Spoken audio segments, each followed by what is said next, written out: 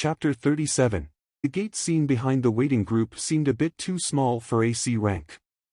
After Jin Woo and Eugene Ho exited from the van, the waiting hunters quickly gathered around them. For some reason, there was almost no normal person in this group. Most of them seemed to have some difficulty with their mobility. There was one person who looked to be suffering from an illness, while another was clearly an alcoholic.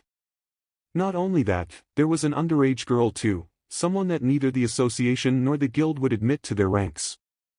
From a casual glance, she looked to be a high schooler. "Is it okay to bring a child here?" I asked for a professional advice, and apparently, there is no problem according to the law, Hyungnim. Actually, the only reason why people don't hire underage hunters is that there would be hell to pay if something went sideways. Jin Woo nodded his head. In that case, it should be fine. Really now, only Jin Woo and Eugene Ho were going to enter the gates anyway, so the odds of something going wrong were as good as 0%. Indeed, these people were only here to make up the numbers. In order to get the permit to clear a C-rank gate, one needed at least 10 hunters, after all. That was why 8 extra people had to be recruited, and sure enough, these 8 understood very well why they were here, too. These people all possessed the hunter license, but couldn't act as one due to their circumstances. Most who answered the call to gather were suffering from the hardships of life. In various ways.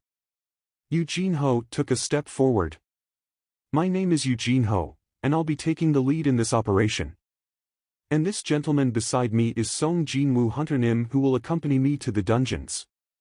Everyone, your role is to wait outside the gates until we return." One of the hunters cautiously raised his hand. "Excuse me, if we really do that, we can get 3 million won. No need to participate in any huntings. No actual need to even enter the dungeon itself. 3 million won per raid for a payment of simply lending one's name so they would be permitted to enter the gates. It sounded just too good to be true.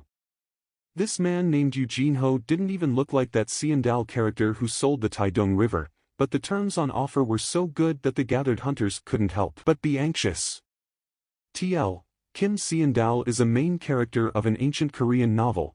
He is a pro swindler and manages to sell a river to the wealthiest man in Korea. I guarantee you that the terms offered are for real. Eugene Ho stood stiffly, looking rather serious now. Even his expression had become grave. However, you are not to discuss any facet of the events that'll take place here with anyone. Do not forget that the moment you break the vow of secrecy, you'll be forced to pay back 10 times the money you were paid, as per the contract you all signed. Chatter, chatter. Hunters murmured to each other in hushed whispers. Just what were these 2 young hunters planning to do inside the gate that they offered up such enticing terms? They were curious, but no one came out and asked. That was also the part of the vow of secrecy clause within the contract. Absolutely no questioning what happens inside dungeons. Jin Woo didn't want anyone to know of his special constitution, and Eugene Ho wanted to become the master of a guild, so there was a serious need to make sure that none of their teammates blabbered their mouth to someone else. Instead of asking questions, the hunters began whispering to each other now. Still, can those 2 survive a ranked C dungeon all by themselves? But, they don't look that strong, don't they? If these 2 are capable enough to clear a ranked C dungeon, wouldn't it be better to enter a large guild and get access to higher ranked dungeons? You're so right about that. They all spoke in a suspicious tone of voice, but not one person said they were quitting. That was par for the course, really. The terms were too good to give up from their perspective. Even Jin Woo got hooked by the promise of the 2 million won, after all. The reason for the extra 1 million won, compared to what Hwang Dong-suk had offered, was because of the clause on the participants maintaining their secrecy. While the explanations carried on, the time was being wasted somewhat. Jin Woo confirmed with his watch and spoke to Eugene Ho. "We should get started." "Understood, Hyungnim." Eugene Ho answered right away and clapped his hands in order to draw the attention to himself. "Well, that will be all for the explanations. I won't force you to participate. So, is there anyone among you who'd like to quit now?" Of course, no one raised their hands. Just before the duo tried to enter the gate.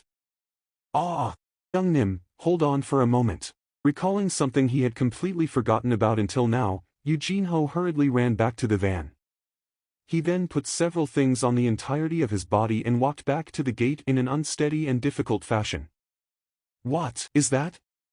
It's a full set of reinforced armor, crafted by a famous guild of master craftsmen in Italy. Hyung Nim, don't you think we need at least this type of equipment if we were to clear a dungeon by ourselves? Jin Woo slowly facepalmed, simply staring at that hunk of steel covering the kid from the tip of his toes all the way up to the crown of his head. Jin Woo felt like his own breathing was getting all choked up. And the like. What's the matter, him? Unable to watch on any longer, Jin Woo reached out, yanked loose the longsword attached to Eugenio's waist, and dropped it on the ground. Eugene had to bend down in order to pick up the sword only to lose his balance, and he toppled over ungainly. Plop! Jin Woo did his best to suppress the rising tides of anger and spoke with great difficulty. While I'm still being civil, take them off. Yes. However, after struggling for a bit to stand back up, Eugenio called out to Jin Woo. Hyung Nim. What now? Please help me. I can't stand up. Jin Woo spat out a long sigh while looking at Eugenio reaching out to him. Asterisk. Will this be fine, Hyung Nim? Yeah. In the end, they agreed on the kid wearing a helmet and nothing else. With a satisfied face, Eugenio jumped inside the gate. Jin Woo followed in right after without saying anything else. As soon as the two men walked into the dungeon one by one, the remaining hunters all slowly shuffled towards the gate. One of them piped up with a worried voice. Judging from the way they acted, they looked like a couple of amateurs. Another agreed, while staring at the gate's surface. You're right. The two people's conversation opened the floodgate of words from the remaining hunters. Everyone began speaking their minds now. What will happen if those two get killed inside the dungeon? Well, we all got paid the contract signing fee already, so, yeah, well, that's true, too. Wait, what were the names of those two again? Hold on. So, it was. A man whose leg was in a plaster quickly pulled his phone out and searched the two's names online. Eugenio, Song Jin Woo. Another hunter helped the man in crutches to stand straight while peeking into the phone as well. Whether he felt that the crutches needed help or was just too impatient to find out the result of the online search, no one could tell. What the hell? The raid leader is only a rank D. Hearing that, everyone else stiffened up from the shock. However, what shocked them even more was the following search result. The dude next to the rank D is only a measly E. Isn't it way too dangerous for a rank E to enter a ranked C gate? One D and an E wants to clear a ranked C dungeon. How can that even be possible? Also, the raid team leader has no record of leading a team before. What the heck? Why would these two young men?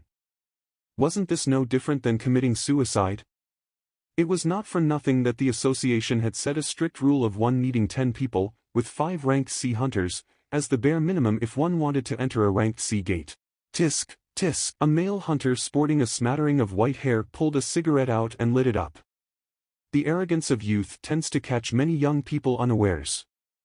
The cigarette smoke slowly rose up. The hunters all fell silent. They couldn't help but feel awkward and bad, thinking that they were now a part of someone else's suicide attempt. Even if they were total strangers, no one liked seeing another person getting killed right in front of their eyes, or in this case, inside the gate right in front of them. Was that all? What about the rest of the money? They may have received the contract fee up front, but they would have made a lot more by following the two young men around for the next 18 raids. Regrettably, though, the odds of 2 young people coming back alive were simply too low. Shouldn't we report this to the association, even if it's now? I wonder. Yeah, what if we get blamed for this? Then, this happened. Buzz, Jin Woo and Eugenio hurriedly emerged from the gate. Pant, pant, pant. Eugenio was panting laboriously. Steam slowly rose up from the bodies of 2 young men carrying tired expressions. Oh, they managed to escape unhurt.